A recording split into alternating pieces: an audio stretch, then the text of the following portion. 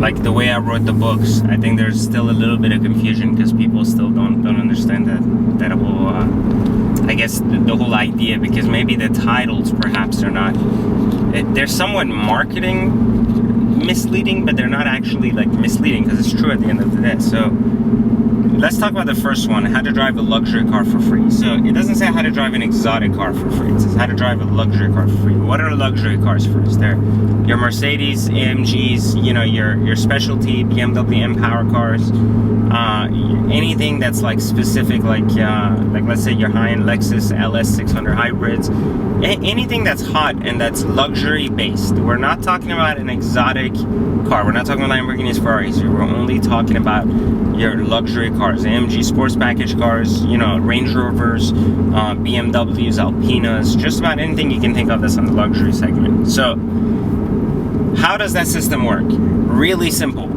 A lot of times when you kind of compare, like you're looking at the system and I'm telling you to go find deals, right? What you end up doing is you look online and you're like, well, I can't find any of these deals. Like, this doesn't make any sense. This guy said, you know, I could find a deal for X car and it would cost this amount.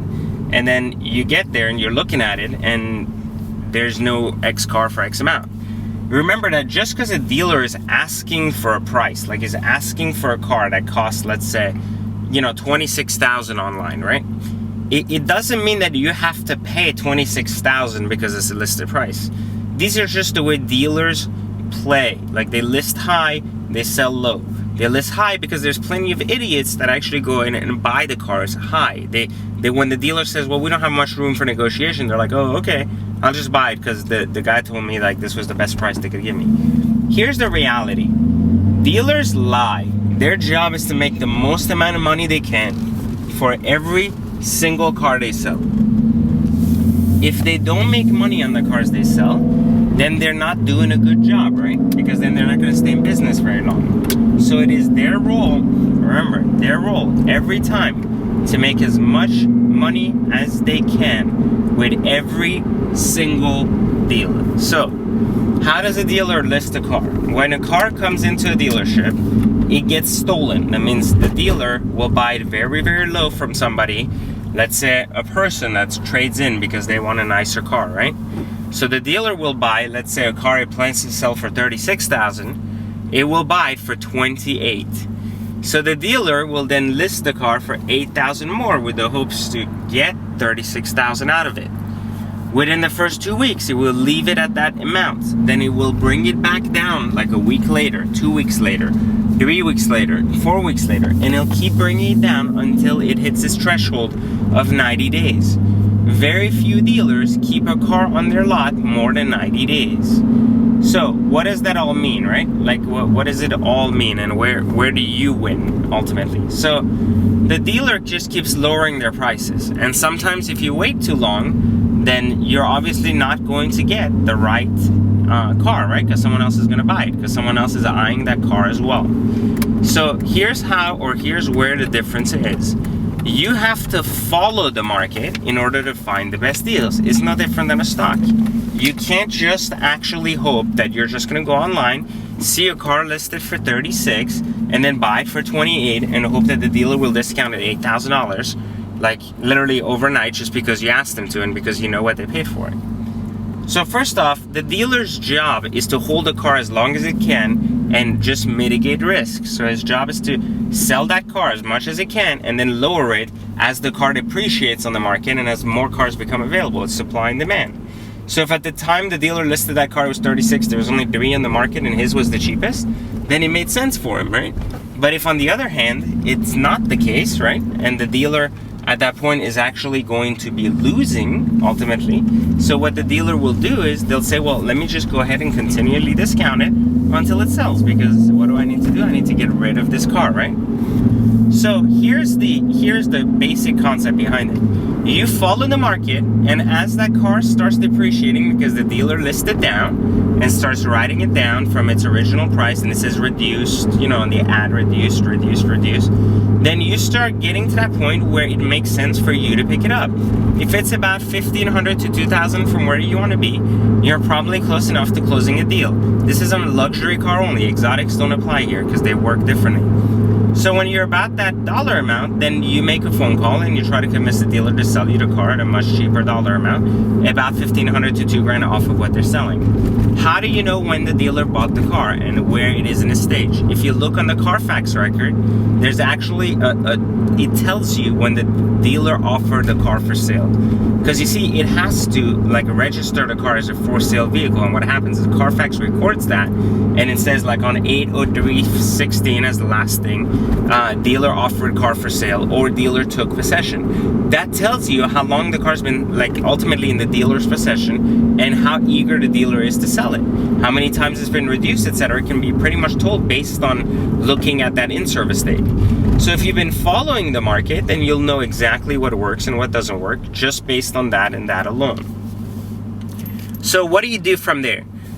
Once you contact the dealer, obviously you can't just act cocky and say, I know what you have in the car, I'm gonna buy this. So as I explained in the books, you know, your goal is to make the dealer believe that you're nothing more than just a regular buyer. And why does that matter? Because the dealer knows that if you're into the industry as well and you know the tricks they're playing, then they're not going to counter offer you and blah, blah, blah. So you want to make them feel like they can counter offer you. So when you make an offer on the car, they're going to come back and say, well, we'll meet you halfway. Stick to your guns, and because you know what the car's worth and you know what it is that you actually want to pay for it, just stick to that number. Just be flexible within $500 of your number, because you're going to end up getting the car, and you need to let the dealer know that he also is going to win a little bit out of this deal. Because remember, dealers have to make money to stay in business. Your goal, though, is to pay as little money as you can to stay as close to the wholesale amount that the dealer paid for the car. So if the dealer paid, for example, $28 for the car, your goal is not to buy the car for $28, because they would never sell you the car for $28. Instead, your goal is to buy the car for as close as you can to like $29 to $30. Remember that the basic idea is for you to make the dealer a little bit of money rather than the full $8,000 it was trying to make on the deal. So the goal is not for you to spend, you know, just the least amount and steal the car at what the dealer paid for it. That's very unlikely, especially if you're buying from a dealer. The dealer had auction costs and things like that it doesn't want to lose. And it also would rather take his chances at the auction a lot of times, rather than just let a car go very, very, very cheap below its, you know, below the loss or where it would be at a break-even point, or even lose its auction fees and things of the sort. So just keep that in mind. Like when you're buying a luxury car, that's how you want to kind of play the market. It's not one of these you find, you buy, you find, you buy, you flip, and yada, yada, yada. The idea is that you follow the market, you follow a few models you're interested in, you keep your eyes out on the right cars, you don't get sentimental, you look for the right colors as described in the book, you look for those models that are more likely going to be some cars that just seem to work into this marketplace better than others, and you continuously kind of go through them and see the ones that appear or don't appear, and you buy that particular car that you found that is the good value. You drive it around for, let's say, a full 7 months to a year. You enjoy it. You put you bought it low enough mileage that you drive the mileage up to what it would be or a little bit more, and you post it for sale. And then your goal is to have broken even by the time you drive it. If you wanted to make money off of it, then you would have flipped it almost instantly. If you wanted to enjoy it, drive it, because the book is called How to Drive a Luxury Car for Free. It's not called How to Flip a Car and Make it $1. So you would take the actual, you know, time you've enjoyed this car and consider that to be a tremendously low investment on your part. So let's assume you invest $28,000 to drive a car that was at some point $150,000. So I'll give you a good example. A good example of that is a CL55 or CL65. MSRP somewhere in the mid hundreds, all the way up to 200 for the 65. You can buy that car today on the market like an 06 for like 30 grand. So let's say you bought that car between 28 and 30 grand, right? You drove it around for like a year. So you drove around almost a $200,000 car for a year. You turn around and you sell it, and you take, let's say, a $2,000 loss, right? So assume that you drove a $200,000 car around town for a year, and it cost you $2,000 for the year. So think about that. Like, divide that into 12 months, which would have been what your lease payment or payment would have been on a normal car that you would have leased a Volkswagen or something. And now you're looking at like what, barely like $200 a month for a $200,000 car. So it's not unbelievable. It's just if you add up the numbers, that's how it works. Now, where's the risk? Of course, the risk is in the breakdown, right? But I teach you in the book a little bit on what to avoid so you don't fall in those pitfalls. But some models on certain cars, like you just have to get to know what breaks, what doesn't. You do a little research on the forums and you figure it out.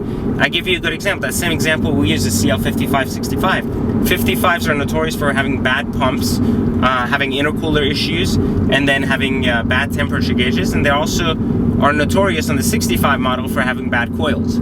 So you just look for these things. You buy a car with low enough mileage so the coils are not impacted, or you have those things well inspected just so that you don't fall into the pitfall of dropping another 2,000 to 3,000. But now, let's assume, worst come to worst, you drop another 2 grand in repairs in the car, right? So now you have a CL65 that was like 200 grand you drove. You ended up putting new coils in it. That cost you an extra 2 grand. You still drove a car that's $200,000 for the whole year, right? For the whole year for less than like $350 a month. That's unheard of. So I'm telling you, like, even though you may look at this as, oh, well, I lost a little bit of cash out of pocket. Yeah, but you still drove a $200,000 car for less than the payment on a Passat. So there's definitely a lot of value, I think, in making sure that you don't take for granted that even though you might spend a little bit of money, you do need a little bit of cash in your pocket for this to work. Obviously, if you're poor, driving a luxury car probably is not the best idea just in general. I would strongly suggest against it, simply because to drive a luxury car, there's costs. Like, obviously your gas is going to be more expensive than a Honda Civic because they don't take like 87, all of them take premium. They probably eat more gas, especially on the supercharged AMG or M-Power models. So you're gonna be spending more money just in operating the vehicle than you would in a Honda Civic. So if you're considering a Honda Civic, don't look at this as an alternative. This is really ideal for that guy that's about to go buy, a 3 Series for 55 grand, when in reality, I mean, 55 grand, you'd be looking at a $1,500 car payment for a stupid 3 Series, when instead you can be looking at buying the latest body style 7 Series, 2 years old, still under factory warranty, same kind of protection that the brand new car has, even more if you're buying it certified, and you're saving a tremendous amount of money, but you're in a 7 Series, and when you go to actually sell it, you're losing 20K on the 3 Series, and you're only losing 3K on the actual 7 Series. So if you actually think about that, then it makes more sense to buy a 7 Series than it does to make a 3 Series. But a 7 Series new is like 110 versus a 3 Series new is going to be in your 50K range. So it just makes sense if you understand the depreciation tables and how to make sure that you don't get taken for it. But ultimately, you end up driving a 7 Series for the same, if not a much smaller payment than a 3 Series. But then when you go get rid of it, you're ultimately getting your money back, and the total loss throughout the year for driving it is a fraction of what it would have been for the 3 Series. And so you won't be stuck with a 3 Series for 5 years looking back and saying, wow, like, I can't get out of my car because I'm upside down on the debt. So definitely a better move to look towards this system if you're trying to buy a luxury car to begin with, and instead consider this new methodology instead of just buying brand new.